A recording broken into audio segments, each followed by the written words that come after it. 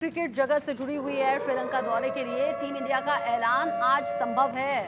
हार्दिक पांड्या और सूर्य कुमार यादव में से कोई कप्तान हो सकता है। जो जानकारी है 27 जुलाई से भारत का श्रीलंका दौरा अभी शुरू हो जाएगा। 3 वनडे और 3 T20 मैचों की ये जो सीरीज है इसके लिए टीम इंडिया की अपनी तैयारी है। हालांकि गौतम गंभीर अब नई जिम्मेदारियों के साथ में अब भूमिका में हैं और उनका मानना ऐसा है कि सीनियर्स को बहुत ज़्यादा फ्री नहीं छोड़ा जा सकता। अब ऐसे में श्रीलंका दौरे को लेकर जानकारी, टीम इंडिया का ऐलान आज संभव है। श्रीलंका दौरे को लेकर जानकारी ये भी है कि सूर्य कुमार यादव, जिनके कैच की चर्चा बहुत ज़्यादा T20 वर्ल्ड कप में हुई, साथ ही साथ हार्दिक पांड्या, इन दोनों में से ही कोई कप्तानी कर सकता है इस खास सीरीज के लिए। 3 वनडे और 3 T20 मैचों की ये सीरीज होनी है, जिसके लिए टीम इंडिया फुल जोश के साथ तैयार है भी।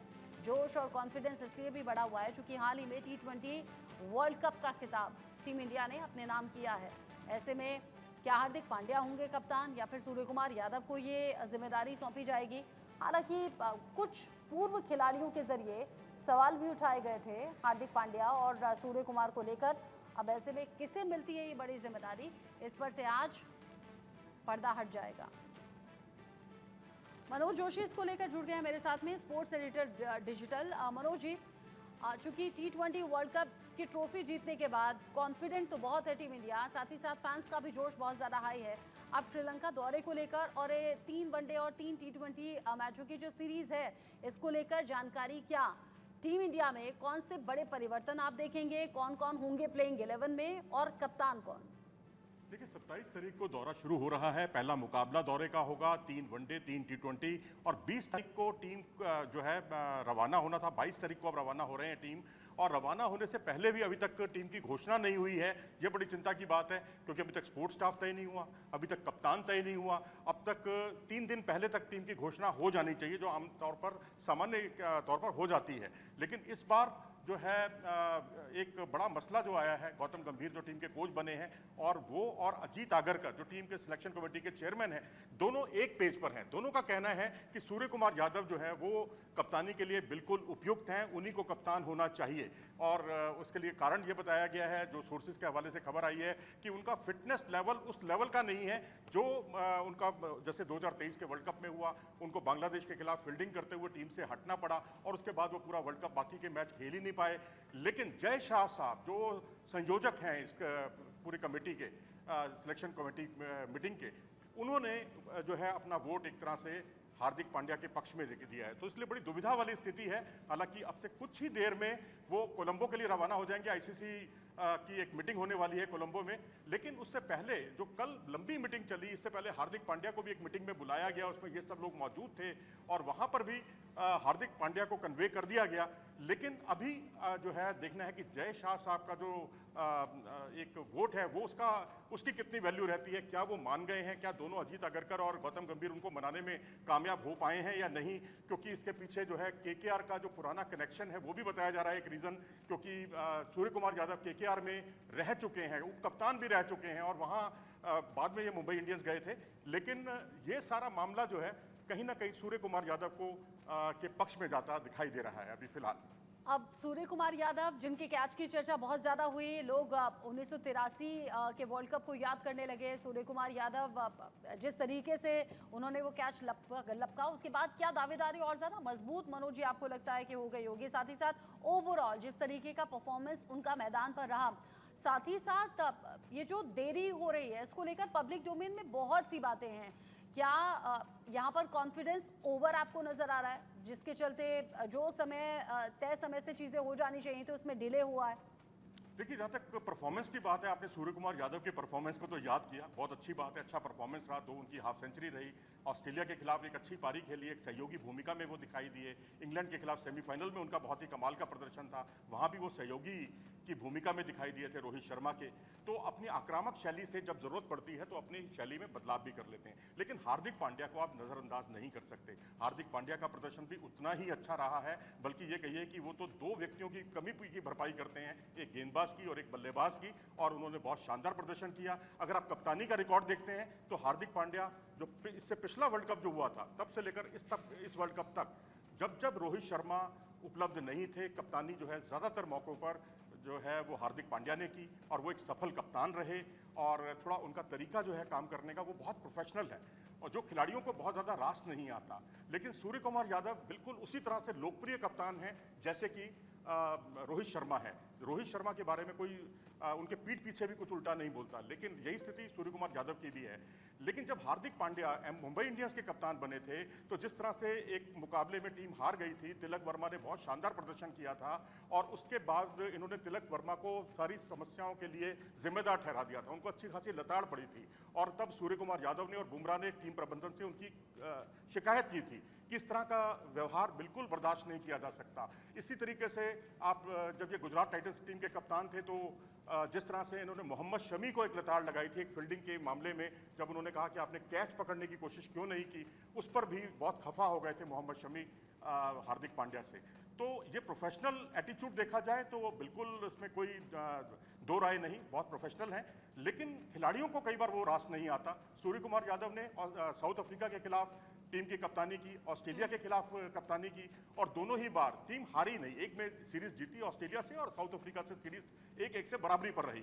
लेकिन वो एक लोकप्रिय कप्तान के तौर पर उभर कर सामने आए। तो हर कोई उनको चाहता है टीम में। जितने यंगस्टर्स से अगर आप बात करेंगे तो उनमें वोट शायद 10 से अगर आप पूछेंगे तो 10 के 10 वोट सूर्य कुमार यादव के ही पक्ष में पड़ेंगे। तो यही बात को अजीत अगरकर भी समझते हैं, इस बात को गौतम गंभीर भी समझते हैं। तमाम शिकायतें और तमाम जो हालिया घटनाक्रम है उन सबको ध्यान में रखते हुए उन्होंने ये बातें कही। लेकिन वही जय शाह साहब की जो टिप्पणी है वो बिल्कुल अलग है। उन्होंने कहा कि आपने फिटनेस का मामला उठाया। तो अभी जो हाल में भारत ने T20 वर्ल्ड कप जीता उसमें उनके साथ फिटनेस का कोई इशू नहीं आया। उन्होंने फाइनल तक अपने सारे मुकाबले खेले, अपना 100% दिया। इसी तरीके से IPL में उनके साथ कोई फिटनेस का इशू नहीं आया।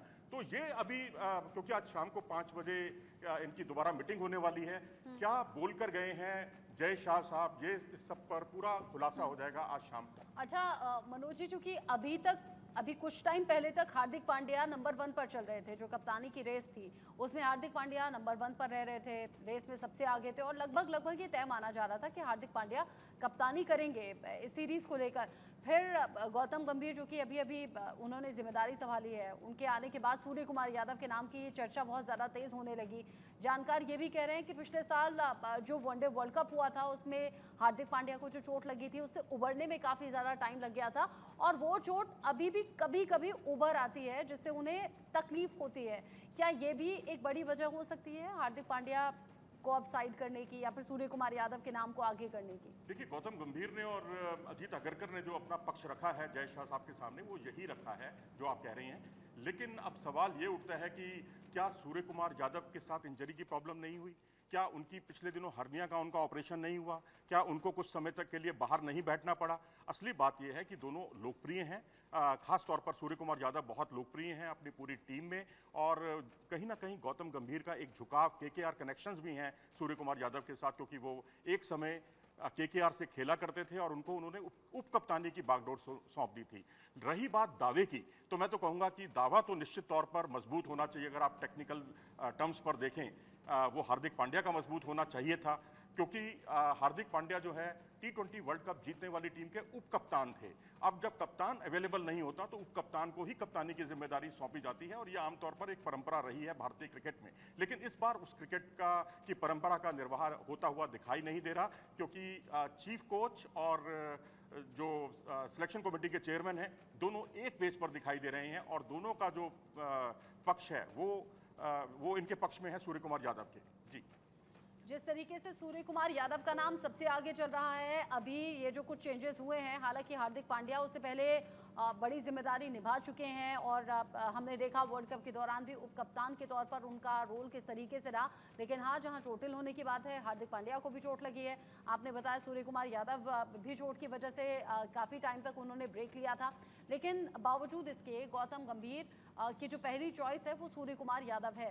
साथ ही साथ पूरी टीम को लेकर आप फिलहाल प्लेइंग 11 में क्या कुछ बड़े बदलाव ऐसे देख रहे हैं जो इस सीरीज के लिए ज़रूरी हैं और होने चाहिए? देखिए, एक जो सेंट्रल कॉन्ट्रैक्ट है उससे श्रेयस अय्यर को पिछले दिनों बाहर कर दिया गया था, क्योंकि ईशान किशन को भी बाहर कर दिया गया था, क्योंकि इन्होंने वहाँ से भारतीय टीम को छोड़कर एक जो ईशान किशन थे वो चले गए थे हार्दिक पांड्या के पास आईपीएल की तैयारी करने के लिए बड़ौदा में ही उन्होंने एक अपना घर ले लिया था किराए का और वहीं रहते थे।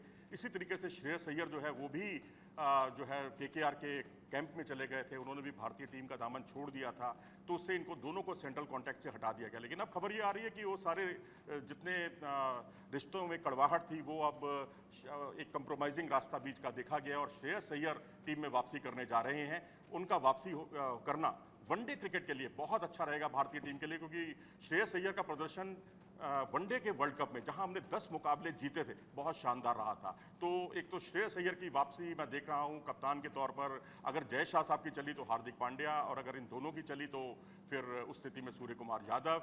बाकी जितनी युवा ब्रिगेड है हमारी जो अभी जिम्बाब्वे में खेल रही है उसमें अधिकतम खिलाड़ी होंगे, लेकिन रोहित शर्मा, विराट कोहली और जसप्रीत बुमराह ये तीनों आपको दिखाई नहीं देंगे। हालांकि रोहित शर्मा से बात की गई है और गंभीर को एक बहुत बड़ा झटका लगा जब उन्होंने तीनों को कहा कि आप वनडे क्रिकेट में कम से कम खेलिए, टी20 में बेशक आप रेस्ट ले लीजिए, क्योंकि चैंपियंस ट्रॉफी से पहले भारत को केवल 6 ही मुकाबले खेलने हैं, 3 श्रीलंका के खिलाफ और 3 इंग्लैंड के खिलाफ। तो उससे कहीं बेहतर होगा कि अगर आप यहाँ 3 मुकाबले खेलते हैं और उसके बाद फिर आप बेशक आपको लंबा गैप मिल जाएगा, क्योंकि सितंबर में बांग्लादेश के खिलाफ सीरीज होने वाली है। तो अभी बोर्ड ने उनकी बात सुनकर अब ये कन्वे कर दिया गया है, जो अमेरिका में छुट्टियां बिता रहे हैं इस समय रोहित शर्मा, हो सकता है कि वो अपनी छुट्टियां कैंसिल करके वापस लौटें और ये कप्तानी का विवाद ही खत्म हो जाए।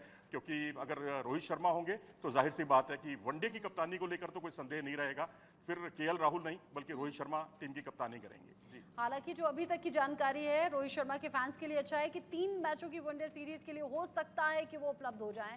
फिर जैसे कि आपने कहा विवाद ही खत्म हो जाएगा, लेकिन अगर ऐसा नहीं होता है तो रोहित, विराट कोहली, जसप्रीत बुमराह को मैदान पर जरूर टीम इंडिया के फैंस खासतौर से मिस करने वाले हैं। उधर जय शाह की चलती है तो हार्दिक पांड्या, गौतम गंभीर की चलती है तो सूर्य कुमार यादव बतौर कप्तान नजर आएंगे इस सीरीज में नेतृत्व करते हुए। मनोज जी शुक्रिया आपका, ये सभी अपडेट्स हमारे दर्शकों तक पहुंचाने